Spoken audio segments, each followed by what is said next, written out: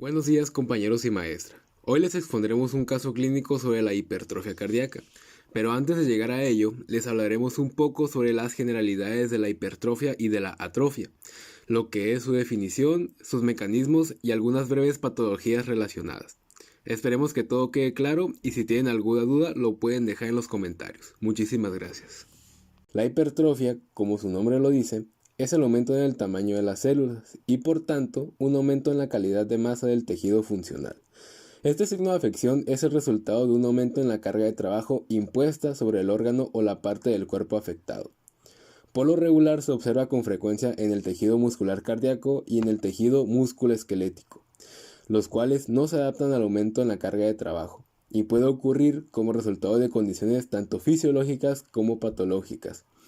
En cambio, la atrofia se define como la reducción del tamaño de un órgano o tejido por la disminución de las dimensiones y el número de células debido a una disminución en las demandas de trabajo o a condiciones ambientales adversas. Recordemos que la mayoría de las células son capaces de disminuir su tamaño y también su nivel de funcionalidad, reduciendo su consumo de oxígeno y otras funciones celulares, afectando el tejido o músculo completo, disminuyendo su carga de trabajo. La hipertrofia puede ser fisiológica o patológica. La primera es causada por el aumento de la demanda funcional o estimulación por parte de hormonas y factores de crecimiento. Las células del músculo estriado del corazón y las del músculo esquelético tienen una capacidad de división limitada y responden al incremento de la demanda metabólica, sobre todo mediante hipertrofia. El estímulo más habitual para la hipertrofia muscular es el aumento de la carga de trabajo. Por ejemplo, los voluminosos músculos de los culturistas conseguidos haciendo pesas se desarrollan debido al aumento de tamaño de las fibras musculares individuales en respuesta al aumento de la demanda. Y un ejemplo patológico podría ser en el corazón, donde el estímulo de la hipertrofia suele ser sobre la sobrecarga hemodinámica crónica debido a hipertensión o válvulas defectuosas. En los dos tipos de tejido, las células musculares sintetizan más proteínas y aumentan el número de miofilamentos.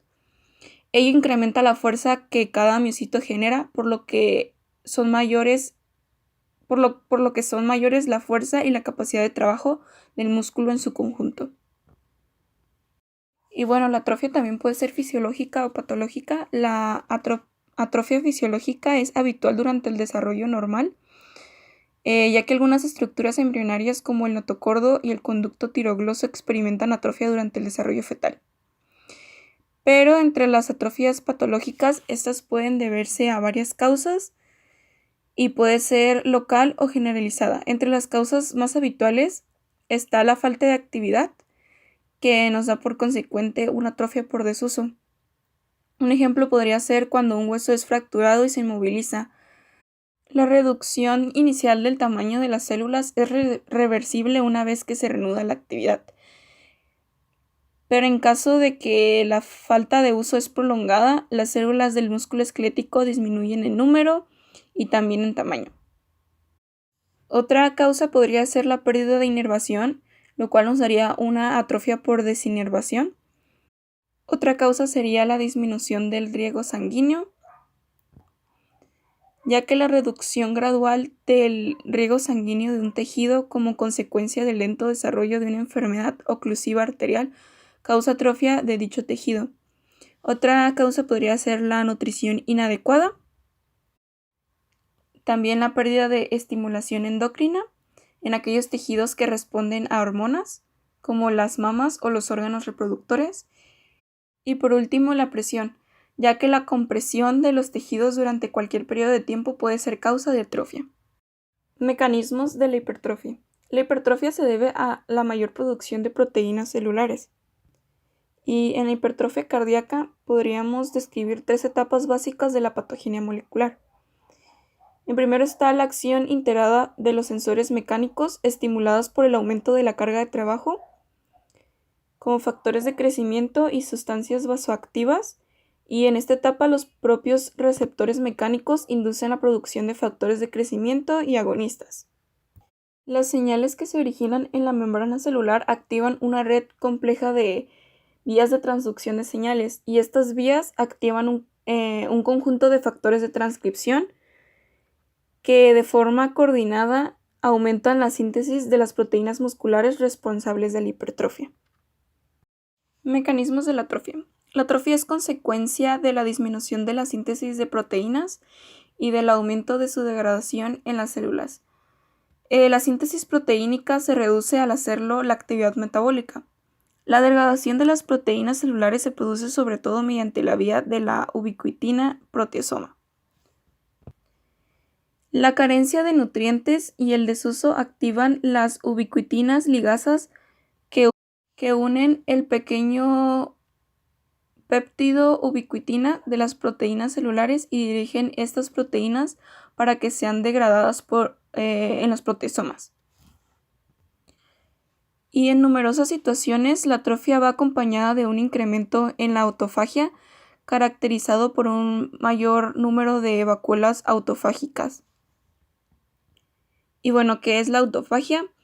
Este es un proceso por el cual las células privadas de nutrientes se alimentan de sus propias componentes intentando reducir la demanda nutricional para compensar la escasez de aporte energético. Les voy a hablar sobre la atrofia muscular. La atrofia muscular es el desgaste, adelgazamiento o pérdida del tejido muscular.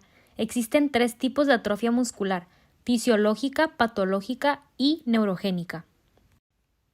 La atrofia muscular neurogénica es el tipo más grave de atrofia muscular.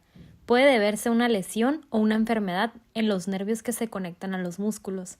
Este tipo de atrofia muscular tiende a suceder más repentinamente que la atrofia por desuso. Algunos ejemplos de enfermedades que afectan los nervios que controlan los músculos son esclerosis lateral amiotrófica, daño a un solo nervio como el síndrome del túnel carpiano, síndrome de Guillain-Barré, polio y lesión de la médula espinal. Su diagnóstico. El médico, para realizar el diagnóstico, necesita revisar el historial clínico y hacer una exploración del paciente para constatar la pérdida de masa muscular. Además, encarga la realización de otras pruebas como análisis de sangre, radiografías y sobre todo resonancias magnéticas. Su tratamiento. Junto con una serie de ejercicios para ganar más masa muscular, se realizan otros ejercicios específicos en los que se usan elementos ortopédicos. También es importante mantener una dieta balanceada y suplementos. Esto sería lo ideal. La hipertrofia cardíaca. La hipertrofia del ventrículo izquierdo es la dilatación y el engrosamiento de las paredes de la cámara de bombeo principal del corazón o el ventrículo izquierdo.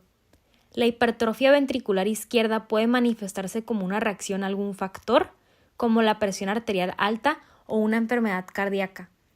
Esto hace que el ventrículo izquierdo se esfuerce mucho más. Su diagnóstico. El médico comenzará con la investigación de los antecedentes médicos, los antecedentes familiares y un examen físico completo que incluirá la verificación de la presión arterial y la función cardíaca. Luego se utiliza lo siguiente: un electrocardiograma, un ecocardiograma y una resonancia magnética.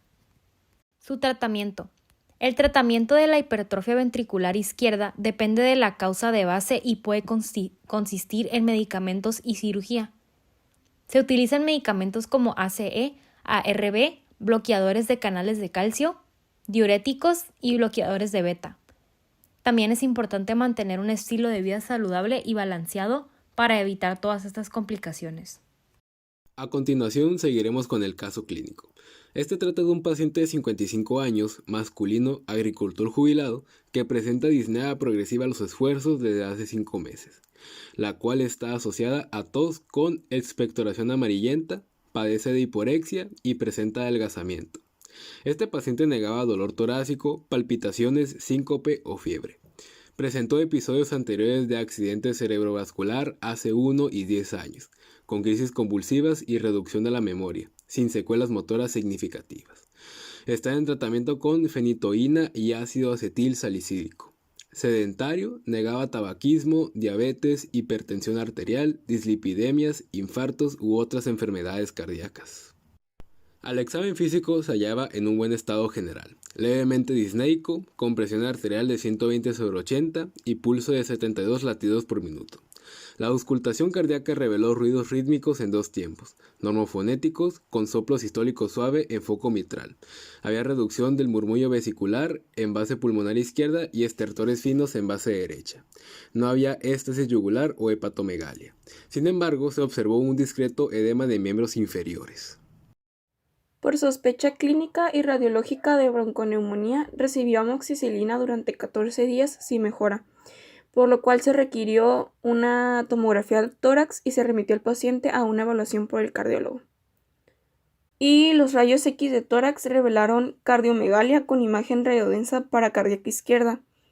Y la tomografía computarizada de tórax presentó área cardíaca aumentada con imagen en la región apical del ventrículo izquierdo con calcificación parietal midiendo 13 por 7 por 6 centímetros, además de fallas de llenado del ventrículo izquierdo compatibles con trombos.